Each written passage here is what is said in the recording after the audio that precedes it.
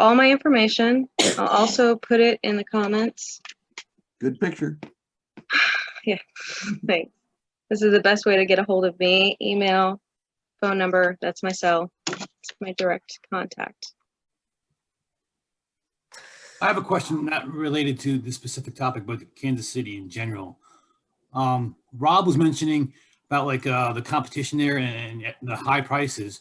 But what about the actual inventory? Because some of the other markets I've looked at, like the inventory is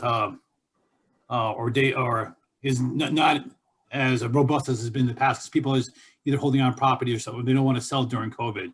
How is your guys' inventory looking there? And you think the lack of inventory is impacting the prices?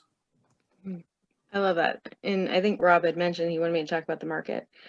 So yes, on market inventory is very low. Competition is high.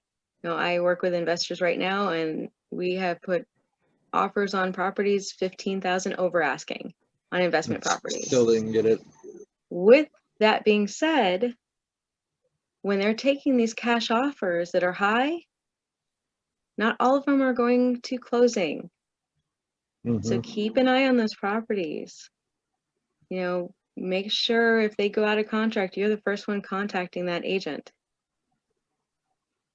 You know, you want to follow up on those properties. Dan or Serena, do you happen to know what the current days on market and number of months inventory is currently greater Kansas City area? Number of months inventory, I think, is less than 2 months. It Yep. might even be less than 1.5 months. Yes. Yep. Less than 2 months. Days It's on market, I think right now is like in some areas it's less than 30 days. Yeah. Yeah. And they're going So that's fast. a lot They're of cash going fast. deals going through, not financed. So with- Yeah. That's gotta be Gladstone, because Gladstone is like flying right Right. now. So with that, I also talk to wholesalers. And there's a lot of wholesalers that are coming into our market, brand new ones, bigger companies. And with the mandatorium, you know, being kicked down the road, eventually it's going to end. And there is going to be a lot of investment properties coming onto the market because they're going to be the rentals. They're going to be the landlords that have, oh, this will make it last another year of repair. So I think our market is really primed for that off-market inventory. And that's what I would keep an eye on. Do you think that that's going to start breaking loose Q1, Q2 of this year? I have been showing more tenant occupied properties than I ever have. And being that buffer in between. So, and then but that, I mean, that is in its own challenge because where are those people going to go? They've been paying $500 a month for a 2-bedroom and you know, they're not going to find anything like that again. Anything. So that is where, you know, there's a great market for the single bedroom living because that's the only way they're going to find something in that price range. They're going to have to either that or the daughter is going to be renovating her garage to fit somebody else into that household. And I've been seeing that a lot too. That's what I'm finding in my house that I just rented out. I've got a retired brother and sister and their mother in the house. And I'm hearing a lot of people are, oh, I'm sorry, Jane. No, that's okay. I mean, the first question I get, because with what I do, my big thing is I finish out the basements. And the first thing I get is there a kitchenette or a kitchen in the basement? Because they want that extended family space to be able to put multi-generationals in the house. Right. So Or it's rent definitely coming to that. Or rent it separately. I've heard of a lot of people that are buying properties and then finishing the basements and making them a separate unit so they can rent out the basement. Yes, absolutely.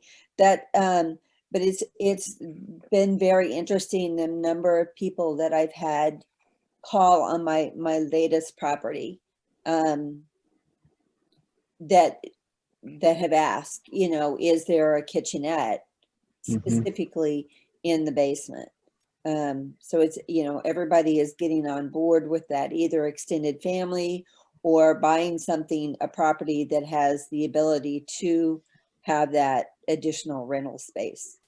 I'm seeing that even with the higher end properties, Yes. even too. with a condo. I mean, into that space, people are making renovations and just to fit another person into there.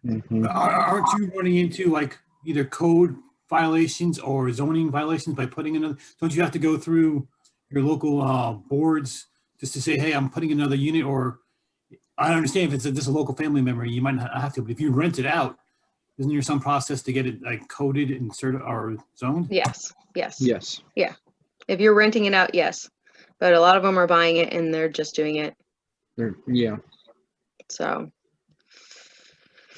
And I'm curious about, it sounds like you're at the stage where you're just investigating the Kansas City market, or in your perception is, because for us, prices are high, there's no inventory, but it sounds like you're thinking maybe not so bad compared to other places, or what are your thoughts about the Kansas City market coming from Pennsylvania? It is not as bad because if you go to like the South, like Atlanta, Charlotte, like the hot places, Tucson, like everyone and their brothers in like the Texas, Dallas, Houston, stuff like that. So me being in the Lehigh Valley, like New York, New Jersey, and Pennsylvania, the taxes are just so bad that, you know, local investing is just not conducive unless you find a really good deal. So I'm just looking now is for a stable market that is not decreasing, like Cleveland might be like losing population, so that you can provide consistent cash flow. So yes, like and I think across the board, like there's more competition and more prices are inflated just due to the lack of inventory more than anything else. But yes, it's an issue in Kansas City, but it's not, you know, an outlier in it. I think every place has that, but it's not as bad as like the hot spots like Phoenix or Tucson or Dallas, Fort Worth, where everyone's trying to get in and you have a lot of building. I didn't hear I heard probably you guys talking about like, you know, conversions and stuff like that, but do you see a lot of development there too, like from the ground up, or is it just, you know, converting existing units into multifamily? I can tell you from a banking perspective, there's a ton of multifamily that has been added. Banks, it's very difficult to find financing because we're full. We've got so much. It's really hard to find placement for multifamily right now. So There's a lot of new single family construction. There could be more, but there's a lack of builders and a lack of skilled workers. So that isn't quite as good as it could be. And materials. And the funding might be. Material. And materials. Yes. And it's all in the luxury market. Multifamily, it's all luxury. There's nothing for more modest means, really. You know, there's been some talk at the municipal level for Kansas City, Missouri about, you know, how do you incentivize that? So we have a mayor that I would think that would be, I think that's one of his priorities. But so far, nothing yet.